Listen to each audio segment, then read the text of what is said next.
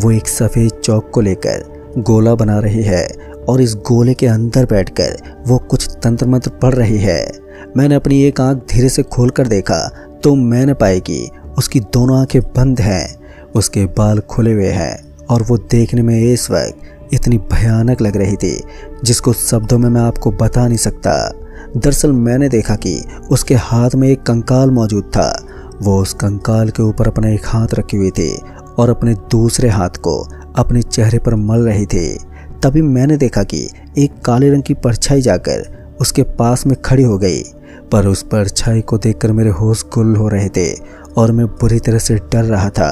फिर मैंने अब अपनी दोनों आंखें खोल ली थी और अब मुझे उसका डरावना चेहरा और भी ज़्यादा डरा रहा था। मैं समझ गया था कि इसको लेकर जो लोग बोलते हैं वो बातें बिल्कुल सही है और मैं इसका शिकार बन चुका हूँ, और जो भी इसका शिकार बनता है फिर वो बचता नहीं।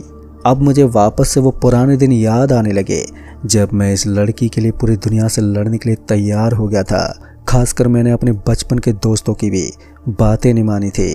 काश कि मैं उन दोस्तों की बात मान लेता तो आज मेरे साथ ऐसा नहीं होता। दोस्तों, कहानी में आगे बढ़ने से पहले आपको ये जान लेना चाहिए कि आखिर इस लड़की को लेकर कॉलेज में किस तरीके की बातें उड़ी हुई थी। लोगों का कहना था कि प्रिया देखने में खाली प्यारी है।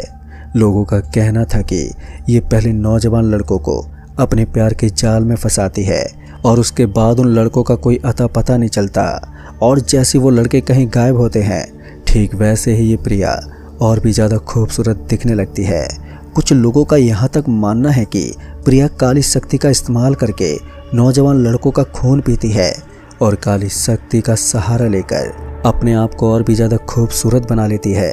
खैर, मैं इस बात पर बिल्कुल भी यकीन नहीं करता था, लेकिन अपने आप को इस जगह पर देखकर मुझे इस चीज़ पर यकीन हो गया था कि लोग सही बोलते थे और मैं भी मारा जाऊंगा उन लड़कों की तरह जो कि इससे पहले गायब हो गए थे। मैं अपनी दोनों आंखें खोलकर उस डायन को देख ही रहा था जो कि कुछ देर में मुझे मारने वाली थी कि तभी मैंने देखा कि उस डायन का मंत्र पूरा हो गया और वो अपनी जगह पर खड़ी हो गई। मैंने देखा कि वो पहले से बहुत ही लंबी लग रही थी। फिर जब मैंने अपनी नज़र उसके पैर की तरफ करी तो मैंने देखा कि उसका पैर हवा में था।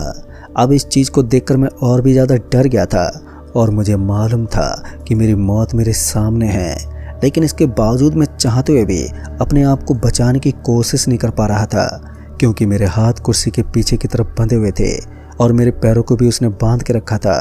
मैंने देखा वो सीधे उड़ते हुए मेरे सामने आ गई और वो मेरी खुली आंखें देखकर मुस्कुराई। उसे देखकर मेरे पसीने निकलने लगे। दरअसल मैंने अपनी आंखों के इशारे से अपने आप को उसको खोलने के लिए बोला, लेकिन इसका कोई फ़ायदा ही नहीं हुआ। मैंने देखा कि उस डायन ने अपने दोनों हाथ अपने चेहरे पर मले और उसके चेहरे पर जो वाइट कलर का पाउडर लगा हुआ था उसने उसको अपने हाथों पर लगाया और मेरे मुंह पर लगाने लगी। मैं अपने मुंह को इधर उधर घुमा रहा था ताकि वो मेरे मुंह पर पाउडर न लगा सके। उसने ज़बरदस्ती मेरे चेहरे पर पाउडर लगा दिया और पीछे की तरफ गर्दन घुमा कर देखा जहाँ पर वो बैठकर तंत्र मंत्र कर रही थी। उसने अपने हाथों से इशारा किया और उड़ता हुआ एक कंकाल उस डायन के हाथ में आ गया। ये कंकाल किसी की खोपड़ी थी और तभी वो मेरे पीछे उस कंकाल को लेकर गई।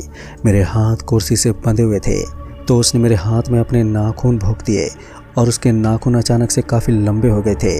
उसी को भोंककर उसने मेरे हाथों से खून निकालना शुरू कर दिया था और वो खून निकालकर उस खोपड़ी के अंदर भरने लगी।